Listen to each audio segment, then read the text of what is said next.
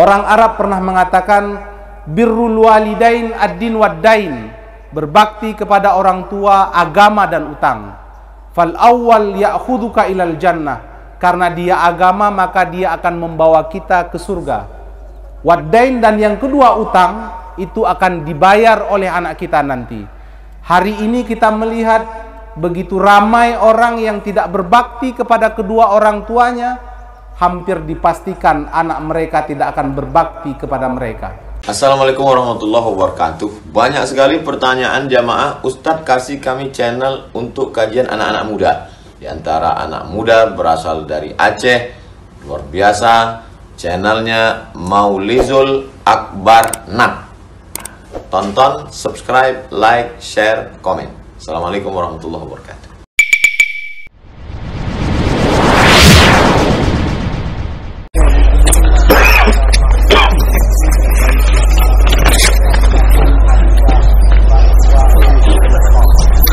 Bismillahirrahmanirrahim. Assalamualaikum warahmatullahi wabarakatuh. Allahu Akbar, Allahu Akbar, Allahu Akbar, Allahu Akbar, Allahu Akbar, Allahu Akbar, Allahu Akbar, Allahu Akbar, Allahu Akbar, Allahu Akbar kabira walhamdulillahi katsira wa subhanallahi bukratan wa asila. La ilaha illallah wallahu akbar. Allahu akbar walillahil hamd. Alhamdulillahi rabbil alamin. Wassalatu wassalamu ala asyrafil anbiya'i wal mursalin wa ala alihi wa sahbihi ajma'in. Ashhadu an la ilaha illallah wa ashhadu anna Muhammadar Rasulullah. Allahumma salli wa sallim wa barik ala sayyidina Muhammad wa ala alihi wa ashabihi ajma'in, amma ba'd. Faya ayyuhan nas ittaqullaha haqqa tuqatih wa la tamutunna illa wa antum muslimun. Wa qala ta'ala fil Qur'anil Karim, Bismillahirrahmanirrahim, Inna a'tainakal kautsar fasalli lirabbika wanhar inna syani'aka huwal abtar. Barakallahu li wa lakum fil Qur'anil azim wa naf'ani wa iyyakum bima fihi minal ayati wadh-dhikril hakim wa taqabbala minni wa minkum tilawatahu innahu huwas samiul alim.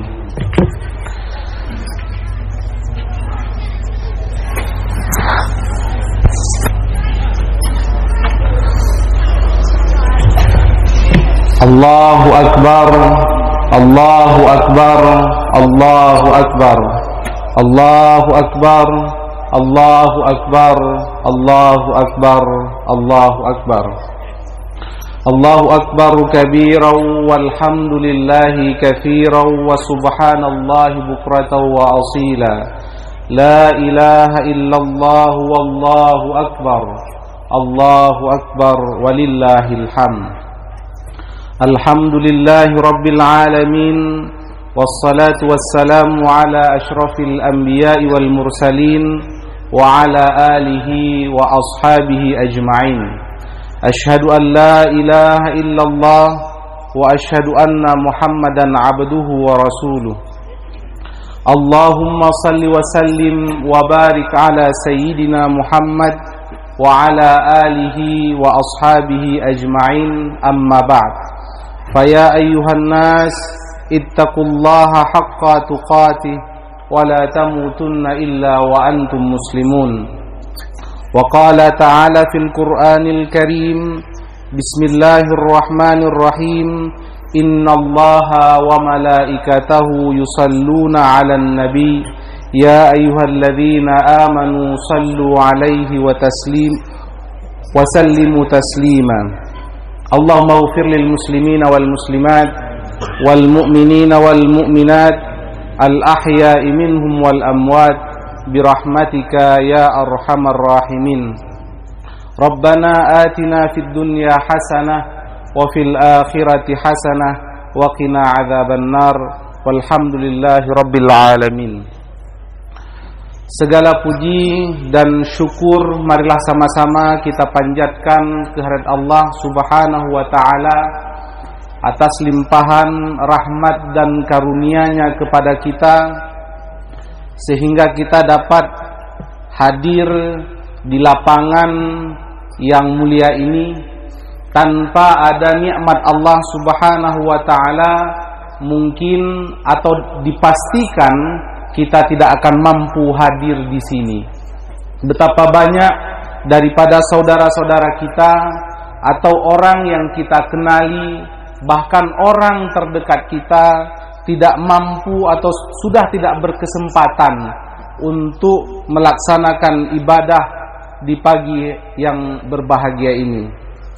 Allah Subhanahu wa taala mengingatkan kita di dalam Al-Qur'an, "Lau kana al-bahru midadan li kalimati rabbi lanafidal bahru qabla an tanfada kalimatu rabbi walau ji'na bimislihi madada." Seandainya air laut kita jadikan tinta untuk menghitung nikmat Allah, maka tidak akan pernah terhitung walaupun kita datangkan berulang-ulang kali. Siapa yang memerintahkan jantung untuk memompa darah ke dalam tubuh kita? Siapa yang begitu taat terhadap kesehatan kita?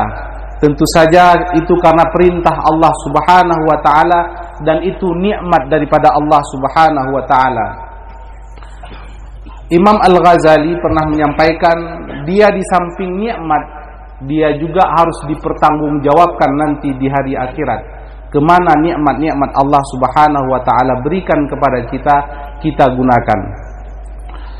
Bahkan Allah Subhanahu wa taala di dalam ayat yang lain juga mengingatkan kita, wa fi anfusikum afala tubsirun, dan di dalam tubuh kalian apakah kalian tidak melihat? Orang yang melihat tubuhnya sendiri akan mendapati begitu banyak karunia dan nikmat Allah Subhanahu wa taala. Misalnya rambut yang Allah berikan kepada kita. Siapa yang memberikan nutrisi begitu pas sehingga tumbuhnya pun sempurna? Kaum muslimin muslimat yang dirahmati oleh Allah Subhanahu wa taala, salawat dan salam marilah sama-sama kita hadiahkan kepada baginda Rasulullah sallallahu alaihi wasallam. Orang yang 14 abad yang lalu mendeklarasikan kecintaannya kepada kita. Kecintaannya kepada kita yang ada di tempat ini, walaupun kita belum ada ketika itu. Dalam sebuah hadis, ketika Rasulullah sallallahu alaihi wasallam sedang duduk dengan para sahabat, beliau berkata, "Ishtaqtu li ikhwani." Saya rindu kepada saudara-saudaraku. Kemudian para sahabat bertanya, "Alasna ikhwanukum ya Rasulullah?" Bukankah kami ini saudaramu ya Rasulullah? Kemudian baginda Nabi menjawab, "La, antum ashabi." Bukan, kalian itu adalah sahabatku. Sedangkan saudara-saudaraku adalah mereka-mereka yang beriman kepadaku namun tidak pernah berjumpa denganku. Kita tidak pernah berjumpa dengan Nabi, namun kita beriman kepadanya. Rasulullah sallallahu alaihi wasallam sudah merindukan kita 1400 tahun yang lalu. Pertanyaannya hari ini, kita cinta enggak dengan baginda Rasulullah sallallahu alaihi wasallam? Bahkan di dalam Al-Qur'an Allah Subhanahu wa taala mendeskripsikan bagaimana kecintaan Rasulullah sallallahu alaihi wasallam kepada kita. Dalam Al-Qur'an disebutkan, yauma yafirrul mar'u min akhihi wa ummihi wa abihi wa sahibatihi wa banihi likulli imri'in minhum yawma idzin sya'nu yughni. Pada hari itu, yaitu pada hari kiamat, saudara akan lari dari saudaranya, ayah akan lari dari anaknya, ibu akan lari dari anaknya, anak akan lari dari ibunya, dan semuanya memikirkan urusan masing-masing. Bukan karena tidak kenal, bahkan mereka saling mengenali, karena ada hal yang besar difikirkan, yaitu bagaimana nasib kita nanti setelah di padang mahsyar. Namun Rasulullah sallallahu alaihi wasallam beliaulah yang ingat kepada kita. Bahkan ketika anaknya bertanya, ketika Fatimah Az-Zahra bertanya, "Wahai ayahku, di mana tempatmu nanti jika aku ingin berjumpa denganmu?" "Pergilah ke Telaga Kausar, aku sedang memberikan minum kepada umatku." Sallallahu alaihi wasallam. Hari ini saya tidak sedang mengajak Anda untuk untuk tidak mencintai orang tua. Bahkan saya ingin mengajak kita semua untuk mencintai orang tua. Tapi baginda Rasulullah sallallahu alaihi wasallam mencintai kita melebihi cinta kedua orang tua kita. Kaum muslimin, muslimat yang dirahmati oleh Allah Subhanahu wa taala, penghormatan kami kepada pengurus masjid, kepada urungsi kamu, gure-gure kamu yang tidak dapat kami sebutkan namanya satu persatu. Semoga Allah Subhanahu wa taala memuliakan kita semua, dan kepada kaum muslimin muslimat yang dirahmati oleh Allah Subhanahu wa taala. Pada kesempatan yang berbahagia ini, izinkan saya mengucapkan selamat hari raya Idul Adha. Kullu am wa antum bi alfi khair. Taqabbalallah minna wa minkum salihal a'mal. Kaum muslimin muslimat yang dirahmati oleh Allah Subhanahu wa taala, perayaan hari raya Idul Adha atau hari raya kurban mengingatkan kita kepada sosok Nabi yang disebut di dalam Al-Quran sebanyak 89 kali. Beliau diabadikan namanya di dalam Al-Quran, bahkan satu surah disebut dengan namanya, yaitu Nabi Ibrahim alaihi salam. Beliau juga digelar dengan Khalilullah, yaitu kekasih Allah. Kenapa beliau begitu dikenang? Bahkan kita ucapkan namanya dalam setiap salat kita. Allahumma salli ala Sayyidina Ibrahim.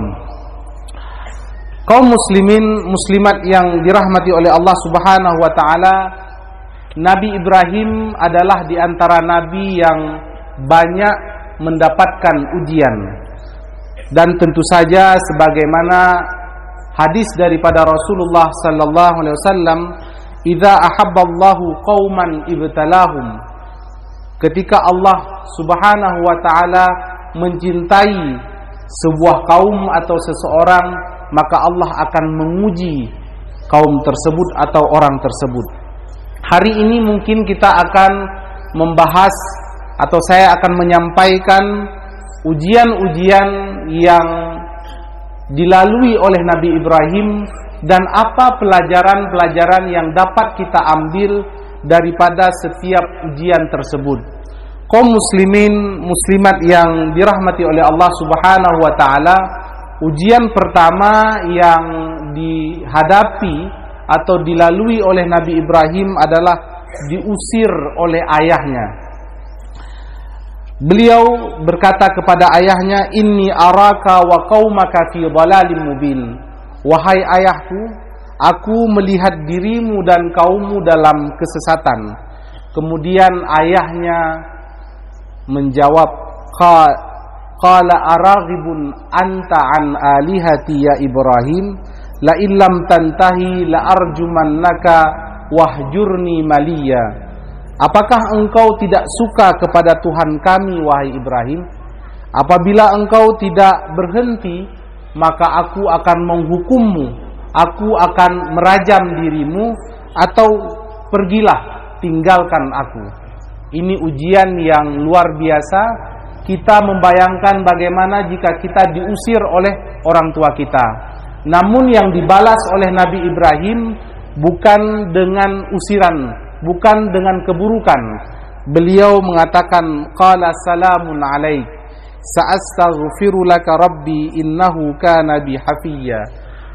Kesejahteraan, keselamatan untukmu wahai ayahku, saya akan meminta ampun kepada Tuhanku untukmu. Dia terlalu baik untukku. Jadi Nabi Ibrahim bukan membalas keburukan dengan keburukan, Bahkan mungkin kita pernah mendengar, ini maaf cakap ya, saya pernah diajarkan oleh guru saya, ini minta maaf kalau misalnya agak sedikit kasar, beliau mengatakan menye ate pungo dikat nayo be pungo tayo tak kase. Jadi ketika ada orang yang melakukan keburukan kepada kita, kita tidak boleh melakukan dengan keburukan yang sama. Lantas apa bedanya kita dengan dia? Bahkan Nabi Ibrahim tetap berbakti kepada orang tuanya, dan ini sesuai dengan apa yang disampaikan di dalam Al-Quran. Wa in jahadaka ala an tusyrika bima laysa laka bihi ilm fala tuti'huma wa sahibhuma fid dunya ma'rufa. Apabila kedua orang tua kalian yang berbeda keyakinan dengan kalian mengajak bersungguh-sungguh mengajak kalian untuk bermusyrik kepadaku, jangan ikuti, namun perlakukan mereka dengan baik di dunia ini. Ini dapat kita pelajari dari sini, kita dapat mengambil ibrah, pelajaran bahwasanya berbakti kepada orang tua merupakan sebuah kewajiban walaupun berbeda akidah dengan kita, apalagi yang sama akidahnya. Hari ini kita mendapati atau kita merenungi diri kita, bagaimana hubungan kita dengan orang tua kita, bagaimana hubungan kita dengan orang yang melahirkan dan membesarkan kita. Bukankah Al-Quran mengatakan tidak ada yang lemah daripada lemahnya orang hamil. Orang hamil itu begitu beratnya, dan orang tua kita menanggung kita dengan berat. Maka hari ini, di kesempatan ini, saya ingin mengajak diri saya dan kaum muslimin muslimat yang dirahmati oleh Allah Subhanahu wa taala, kita mengingat, melihat kembali bagaimana hubungan kita dengan orang tua kita. Orang Arab pernah mengatakan birrul walidain ad-din wad-dain, berbakti kepada orang tua, agama dan utang. Fal awwal ya'khuduka ilal jannah, karena dia agama maka dia akan membawa kita ke surga. Wad-dain, dan yang kedua utang, itu akan dibayar oleh anak kita nanti. Hari ini kita melihat begitu ramai orang yang tidak berbakti kepada kedua orang tuanya, hampir dipastikan anak mereka tidak akan berbakti kepada mereka, karena itu utang dan yang dibayar oleh anak kita nanti. Kaum muslimin muslimat yang dirahmati oleh Allah Subhanahu wa taala, Tengku Imam Gutayo tadi, ya, Pak Imam kita tadi membaca fala taqul lahuma uffin. Jangan engkau mengatakan kepada kedua orang tuamu kata ah. Kata ah saja tidak boleh, apalagi kata yang lain. Maka kenapa Ibrahim ini ketika mengatakan kepada anaknya bahwa aku melihat di mimpiku aku menyembelihmu, Ismail menjawab if'al ma tu'mar, lakukan apa yang diperintahkan. Kenapa anaknya begitu taat kepadanya? Karena Ibrahim taat kepada orang tuanya walaupun berbeda akidah dengannya. Kaum muslimin muslimat yang dirahmati oleh Allah Subhanahu wa taala, ujian kedua yang dihadapi oleh Nabi Ibrahim alaihissalam, dikucilkan oleh kaumnya, bahkan dicampakkan ke dalam api. Kita hari ini kalau kita hidup, orang tidak ada yang mau minum kopi dengan kita, orang tidak mau menyapa kita, bagaimana perasaan kita? Dan ini dialami oleh Nabi Ibrahim alaihissalam, karena beliau menghancurkan patung-patung yang menjadi sesembahan kaumnya. Bahkan Ibrahim meninggalkan patung yang besar untuk mengajak kaumnya berpikir, bagaimana Anda menyembah patung ini sedangkan dia tidak bisa berbuat apa-apa. Setelah terjadi diskusi, beliau meninggalkan patung yang besar dan mengatakan, inilah yang melakukannya. Dan kaumnya menjawab, bagaimana dia melakukan? Dia kan patung. Lantas Ibrahim menjawab, kalau dia tidak bisa memberikan kemudaratan, untuk apa disembah? Di sini kita melihat bagaimana Nabi Ibrahim alaihissalam mengajak umatnya untuk mengaktifkan berfikir. Bahkan Al-Quran banyak sekali ayatnya yang mengajak kita untuk menggunakan pikiran kita. Allah Subhanahu wa taala berfirman, "Afala yanzuruna ilal ibili kaifa khuliqat?" Apakah mereka tidak melihat bagaimana penciptaan unta? Wa ilas samai kaifa rufi'at, dan bagaimana Allah Subhanahu wa taala menjadikan langit tanpa tiang. Ini adalah ajakan Al-Quran kepada kita untuk berfikir. Dan hari ini umat Islam menjadi umat yang terbelakang karena tidak berfikir. Bahkan seandainya Ibnu Haisam yang menemukan kamera hadir kembali pada hari ini, beliau mungkin akan sedih. Karena yang melanjutkan pikirannya adalah orang-orang Jepang, yaitu Sony dan seterusnya. Padahal yang menemukan kamera adalah umat Islam. Bahkan hari ini, ketika Allah Subhanahu wa taala mensyariatkan haji, Allah menjadikan pasar yang begitu besar di Arab Saudi. Namun pasar tersebut tidak dinikmati oleh umat Islam. Yang menikmatinya adalah non-muslim. Jamaah haji dibawa dengan pesawat, katakanlah Boeing atau Airbus. Itu bukan dibuat oleh umat Islam. Dibuat oleh Amerika, dibuat oleh Prancis. Kemudian jamaah haji juga diangkut, katakanlah dari Arafah pergi ke Masjidil Haram, dari Mekah dibawa ke Madinah, diangkut dengan bus-bus. Dan itu juga bukan dibuat oleh umat Islam, dibuat oleh Scania, Mercedes-Benz dan seterusnya. Hotel-hotel juga bukan sahamnya seluruhnya milik umat Islam. Ada Hilton. Beras pun didatangkan dari Vietnam. Buah-buahan didatangkan dari Brazil. Allah menciptakan pasar yang begitu besar, tapi yang menikmati pasar itu bukan umat Islam. Kenapa? Karena hari ini kita tidak menggunakan lagi pikiran kita. Yang melanjutkan pikiran-pikiran umat Islam terdahulu adalah orang-orang yang tidak seakidah dengan mereka-mereka. Maka kaum muslimin muslimat yang dirahmati oleh Allah Subhanahu wa taala, kita kembali melihat bagaimana Nabi Ibrahim alaihissalam mengajak umatnya untuk berfikir agar maju. Hari ini kita mengalami kemunduran. Bahkan usia Nabi Ibrahim ketika itu masih sangat muda. Buktinya adalah Al-Quran mengatakan yuqalu lahu Ibrahim. Ada seorang pemuda yang disebutkan dengan namanya Ibrahim. Hari ini bagaimana pemuda kita? Nabi Ibrahim muda sudah berbuat suatu hal yang luar biasa.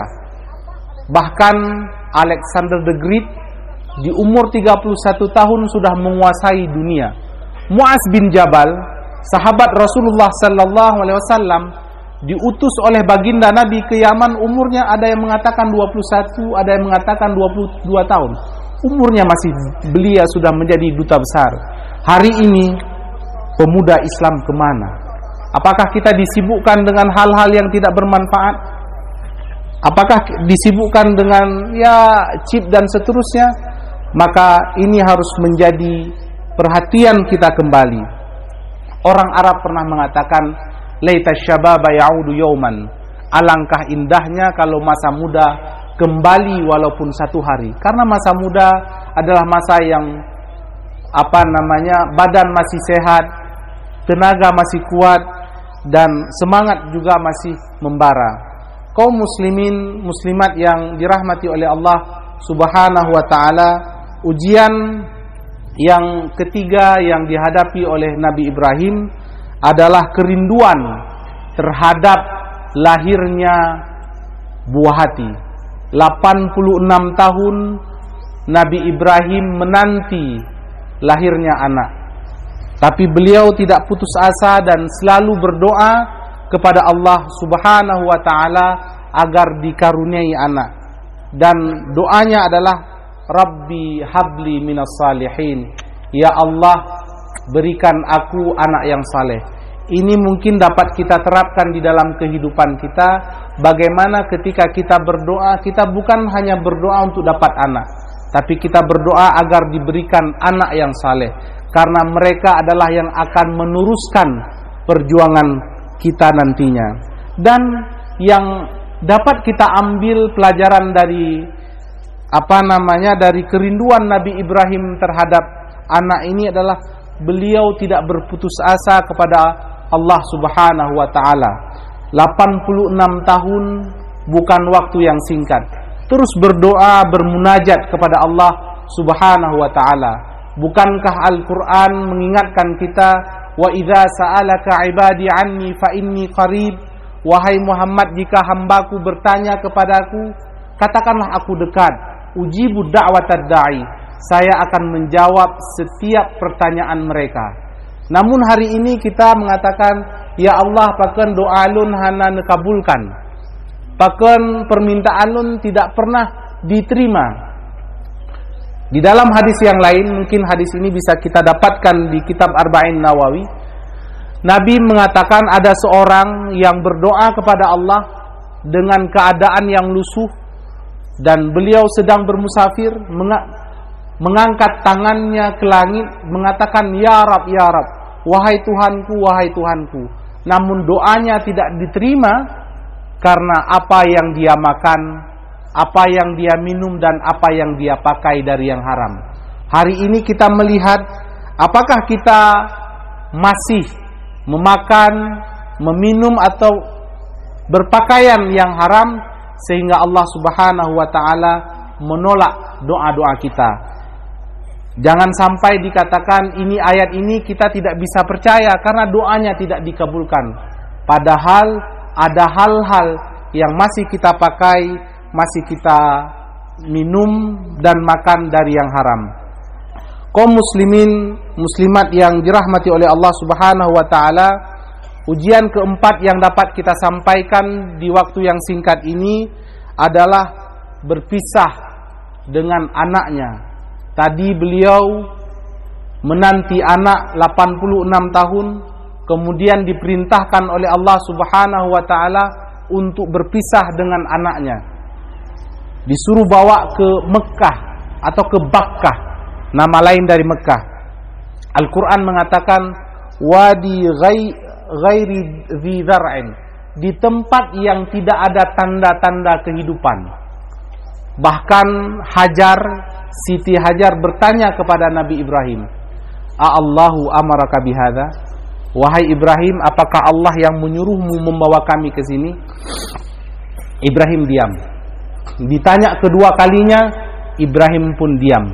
Diulang pertanyaan yang sama untuk ketiga kalinya, Ibrahim hanya mengangguk. Dan Hajar menjawab, "Idzal la yudayyi'una."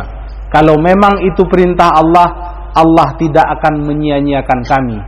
Dan terbukti setelah Ismail sampai ke sana dan Ismail kecil yang menangis, Allah mengalirkan air di bawah kaki anak kecil tersebut.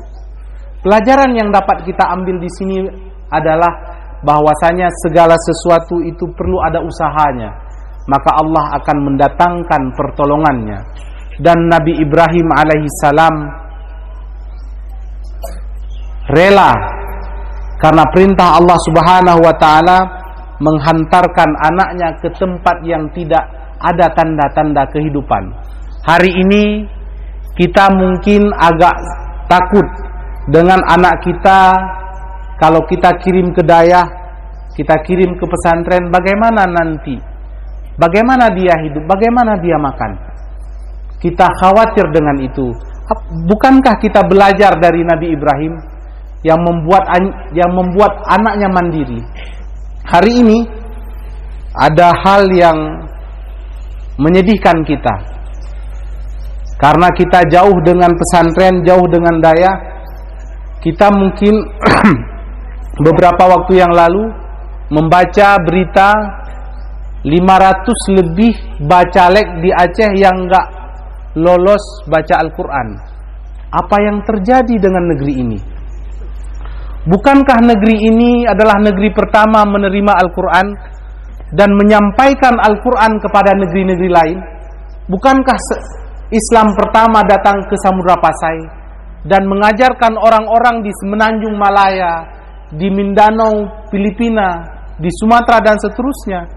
Tapi hari ini cucu-cucu mereka tidak mampu membaca Al-Quran. Ini menyedihkan. Kita mungkin, saya berharap ya, berita tersebut tidak menjadi konsumsi orang-orang di luar Aceh yang akan mengurangi marwah dan harkat martabat orang Aceh yang mana tidak mampu membaca Al-Quran. Kaum muslimin, muslimat yang dirahmati oleh Allah Subhanahu wa ta'ala, jangan takut ketika kita ingin mengirim anak kita ke dayah atau ke pesantren. Imam Syafi'i pernah mengingatkan, safir tajid iwadan amman tufariquhu, bermusafirlah engkau maka engkau akan mendapatkan pengganti yang engkau tinggalkan. Mereka meninggalkan teman, mereka akan dapatkan teman-teman baru. Mereka meninggalkan guru, mereka akan mendapatkan guru-guru baru. Apa yang ditakutkan? Bahkan sambungan dari syair Imam Syafi'i tadi, beliau mengatakan, inni ra'aitu kufal ma'i yufsiduhu. Saya melihat air yang tenang itu rusak, tidak bagus.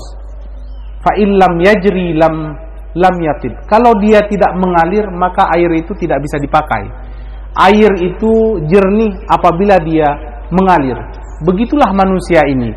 Kalau dia berjalan, dia bermusafir, dia pergi ke mana, dia akan mendapatkan hal-hal yang baru. Dan orang hebat itu dia tidak mati di kampungnya. Orang hebat itu meninggal di kampung orang lain. Bukankah Rasulullah sallallahu alaihi wasallam dilahirkan di Mekah dan wafat di Madinah? Kenapa hari ini kita takut dengan anak kita ketika kita mau hantarkan mereka sekolah, kita hantarkan mereka ke pesantren? Jangan lagi kita membaca berita nanti di 4 tahun atau 10 tahun yang akan datang, mungkin 1000 atau 2000 orang Aceh yang tidak mampu membaca Al-Quran. Karena saya meyakini bahwasanya bacalek tersebut adalah orang-orang yang lebih di antara orang-orang lain. Orang yang lebih saja tidak mampu membaca Al-Quran, bagaimana dengan orang lain? Ini menyedihkan. Kita mungkin disibukkan dengan hal-hal yang lain, tapi ini harus menjadi perhatian kita. Karena Umar bin Khattab mengingatkan, nahnu qaumun a'azzallahu bil Islam. Kita ini kaum yang Allah muliakan karena Islam, Allah muliakan karena Al-Quran. Ketika kita meninggalkan Islam, ketika kita meninggalkan Al-Quran, Allah akan menghinakan kita. Kaum muslimin, muslimat yang dirahmati oleh Allah Subhanahu wa ta'ala, yang terakhir, karena saya tidak ingin berpanjang-panjang, daripada ujian yang dihadapi oleh Nabi Ibrahim adalah diperintahkan untuk menyembelih anaknya sendiri. Karena Allah Subhanahu wa ta'ala menginginkan daripada kita bukan saja melaksanakan perintahnya, tapi memberikan apa yang kita miliki. Allah Subhanahu wa ta'ala meminta daripada Nabi Ibrahim anaknya untuk disembelih, dan Nabi Ibrahim memberikannya. Hari ini saya tadi agak terharu mendengar guru kita menyampaikan begitu banyak kurban yang ada di kampung kita ini, dan kita berdoa semoga Allah Subhanahu wa ta'ala memberikan pahala kepada yang berkurban hari ini, dan diberikan kesempatan kepada kita-kita yang lain untuk berkurban di tahun-tahun yang akan datang. Bahkan ada sebuah hadis daripada Rasulullah sallallahu alaihi wasallam yang menyebutkan, ma min amalin, tidak ada daripada amal anak Adam yang lebih dicintai oleh Allah Subhanahu wa ta'ala yauman nahri, pada hari ini, kecuali dengan menyembelih kurban. Karena tanduknya kukunya, bulunya, semuanya akan diberikan pahala oleh Allah Subhanahu wa taala. Kaum muslimin, muslimat yang dirahmati oleh Allah Subhanahu wa taala, itulah beberapa daripada ujian yang dihadapi oleh Nabi Ibrahim, dan banyak pelajaran-pelajaran lain yang dapat kita ambil manfaatnya, kita dapat ambil ibrahnya. Mungkin kita akan kita akan menyempurnakan di hari-hari yang lain. Hanya ini yang dapat kami sampaikan, lebih dan kurang kami mohon maaf. Aqulu qauli hadza astaghfirullah li wa lakum. Assalamualaikum warahmatullahi wabarakatuh.